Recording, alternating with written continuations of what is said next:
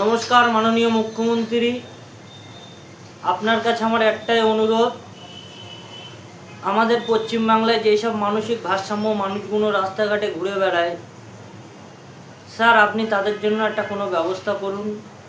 করলে সেই অসহায় মানুষগুলোর জন্য একটু ভালো হবে, কারণ তারা অবুঝ মানুষ। কোথায় তাদের ঘর, কোথায় বাড়ি, কোথায় আত্মীয় পরিজন তারা জানে না। কিন্তু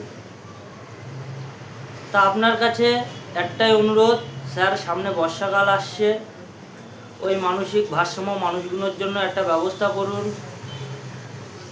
তাদের দুমুঠো একটু খাওয়ার ব্যবস্থা করে দিন,